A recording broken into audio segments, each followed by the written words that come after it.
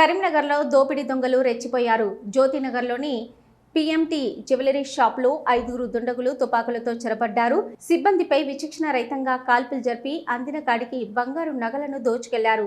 స్థానికుల వివరాల మేరకు ఉదయం 10:45 ప్రాంతంలో జ్యోతినగర్లోని పిఎంజే జ్యువెలరీ సిబ్బంది షాప్ తెరిచి లాకర్ల నుంచి డిస్ప్లేల నగలు పెడుతున్నారు. ఆ సమయంలో 2 బైకులపై 5 దుండగులు షాప్లోకి ప్రవేశించారు. తుపాకులు చూపించి నగలు ఎత్తుకెళ్లేందుకు ప్రయత్నించారు. వారిని సిబ్బంది అడ్డుకునేందుకు ప్రయత్నించగా వారిపై 7-8 రౌండ్ల కాల్పులు జరిపారు. అనంతరం పెద్ద బ్యాగులో బంగారు నగలను తీసుకుని పరారయ్యారు. ఈ కాల్పుల్లో 4 గాయపడ్డారు. వీరిలో ఒకరి పరిస్థితి విషమంగా ఉన్నట్టు తెలుస్తుంది.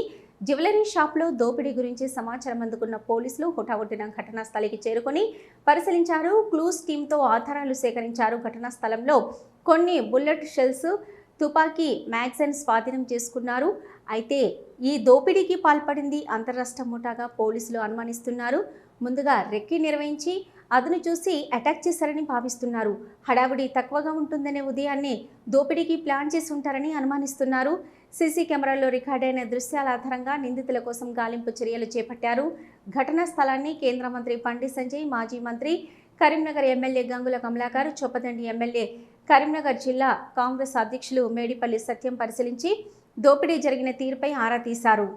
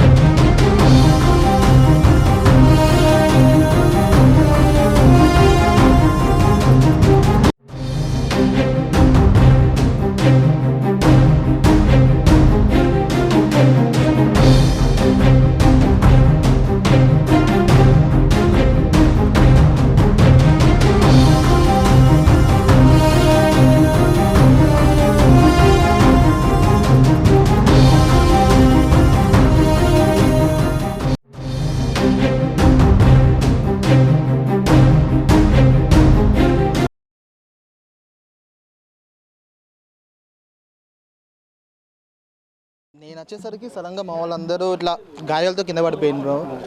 సో సడన్గా వాళ్ళని చూసేసరికి నేను అందరినీ హాస్పిటల్కి తీసుకెళ్ళాను. వాళ్ళు ఎంతమంది రాబరికి వచ్చారో నాకు తెలియదు.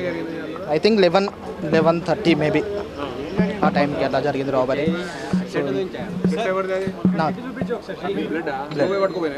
నేనే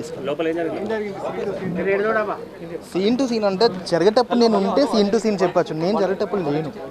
కాకపోతే ప్రీవియస్ నేను ఇక్కడ చేశాను. వీళ్ళందరూ నా కొలీగ్స్, నా మేనేజర్స్, సో అందరూ ఒక ఫ్యామిలీలా ఇక్కడ ఉన్నాం. సడన్గా నా ఫ్రెండ్ ఇట్లా వచ్చేసరికి అంటే నా దగ్గరికి వచ్చారు, ఇట్లా ప్రాబ్లం జరిగింది రాకేష్ అంటే నాతో పాటు ఇంకో 2 మెంబర్స్ కూడా ఉన్నారు నాతో పాటు వైద్య వాళ్ళు కూడా.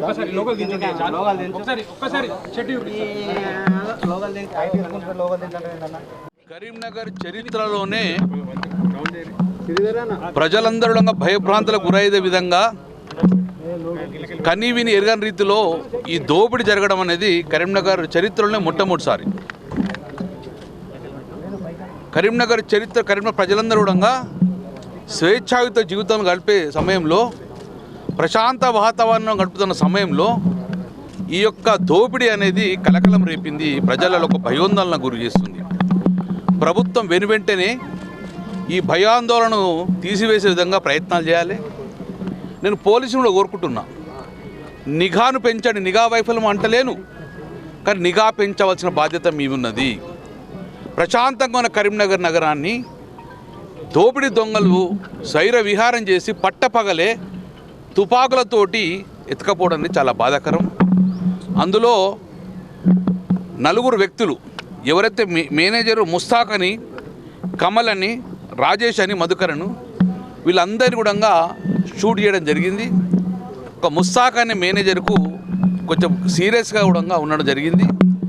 సో భగవంతుడి దయలో వాళ్ళందరూ కోలుకోవాలని చెప్పేసి, ట్రీట్మెంట్ మంచిగా ఇవ్వాలని చెప్పడంగా మేము కోరుతున్నాం. మేము కూడా మళ్ళీ వర్షిస్తాం. ఒకటి మాత్రం చెప్పగలుగుతాం, కరీంనగర్ స్మార్ట్ సిటీ అయింది.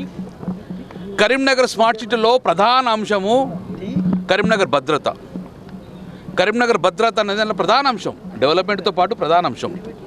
దాంట్లో భాగంగా నేను మంత్రిగా ఉన్నప్పుడు 711 కెమెరాలు పెట్టించిన టౌన్లో, 711. ఈ కెమెరాలు నిఘా నిరంతరం చేస్తూ కూడా దీనికి కమాండ్ కంట్రోల్ నేనే ఆ రోజు ఓపెన్ చేసిన అన్నారు. కమాండ్ కంట్రోల్ మున్సిపాల్లో కమాండ్ కంట్రోల్ పెట్టింది దేనికోసం అంటే కరీంనగర్లో ఎక్కడ చిన్న డ్రాప్ వచ్చినా, ఒక అగంతకుడు వచ్చినా, ఒక అప్రమత్తమైతే విధంగా ఈరోజు ఆ కమాండ్ కంట్రోల్ ఉండాలి. ఏం చేస్తుంది కమాండ్ కంట్రోల్? మీరు ఏమైంది కమాండ్ కంట్రోల్? అందుకే ఇప్పుడు సిపి గారిని కలిసాం, ట్రేస్ చేయండి. మేము నిఘా వైఫల్యం అని అంటలేము, మేము నిరుత్సాహపడతలేము, కానీ it should not be repeat again. మళ్ళీ మీరు పోలీస్ వ్యవస్థ ప్రజలు మళ్ళీ అర్ధరాత్రి కానీ భయభ్రాంతులు లేకుండా తిరిగే విధంగా ప్రజలకు నమ్మకం కలిగేయండి. ఇది రిపీట్ కాకూడదు, గతంలో కాలేదు, ఇక ముందు కాకూడదు. ఎక్కడ దోషులున్నా కూడా ఈ 710 కెమెరాలలో చూసి వాళ్ళు నిఘాను పెట్టేసి ఎట్టి బస్సులో దోషులను పట్టుకోవాలి, 24 గంటలని పట్టుకోవాలి, దొరకకపోతే ఉండదు. అందులో ఇంకోటి ఏంటంటే ఎవరికి మాస్కులు లేరు అంటే ఎంత ధైర్యం అండి? అంటే దేని మీద ఛాలెంజ్ చేస్తున్నావు? ప్రభుత్వాలను ఛాలెంజ్ చేస్తున్నావా? పోలీస్ వ్యవస్థ పాలన చేస్తున్నావా?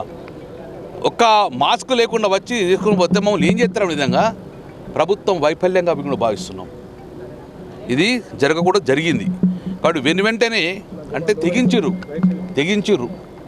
కరువు ప్రాంతంగా మారుతుంది కాబట్టి తెగించిర్రు, దారి దోపుడు గురవుతుండ్రు, దారి దోపుడు చేస్తున్నారు. ఇది చాలా భయాందోళనలు. రేపు పొద్దున రాబోయే కాలంలో ఇన్వెస్టర్లు కరీంనగర్ రావాలంటే భయపడతారు, ఇండస్ట్రీస్ కరీంనగర్ రావాలంటే భయపడతారు, షాపులు బయట రాబడతారు. కాబట్టి ఆ భయోందోళన తీసేయని చెప్పి ప్రభుత్వాన్ని, పోలీసులు నేను కోరుతున్నాను, కోరుతున్నా.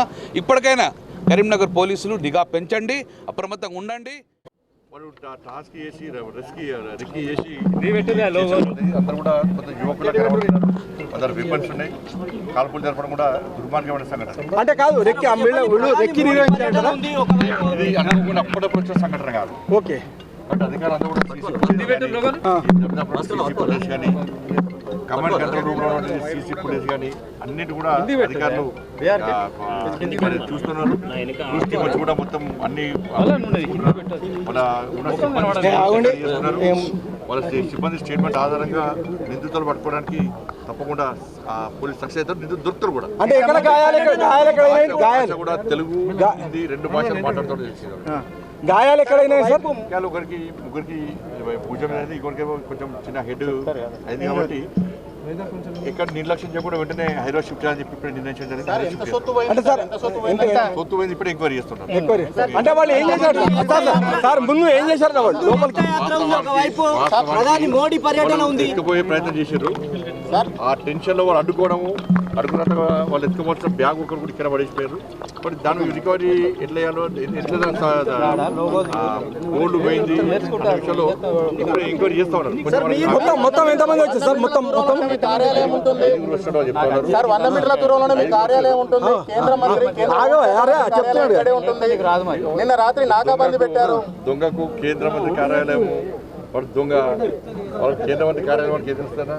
వాడు కావాల్సింది సీట్ల చివరిలో ఉంది కాబట్టి జ్యువెలరీ వాడు ఏదో ఒక్కరు వచ్చింది కాబట్టి కాదు, ఆయన ప్రకారం వచ్చి చేసుకుంటూ పోయినారు. 4-5 పర్సన్స్ మీద అక్కడ లోపల ఫైరింగ్ జరిగింది. అదృష్టవశాత్తు భగవంతుని దయ వల్ల వాళ్ళందరూ కూడా సేఫ్గా ఉన్నారు. సిపి గారితో ఇప్పుడే మాట్లాడినాం. They are all out of danger అని చెప్పాను. వాళ్ళని మెరుగైన వైద్యం కోసం ఇంకా బెస్ట్ ట్రీట్మెంట్ ఇవ్వమని కూడా చెప్పినాం.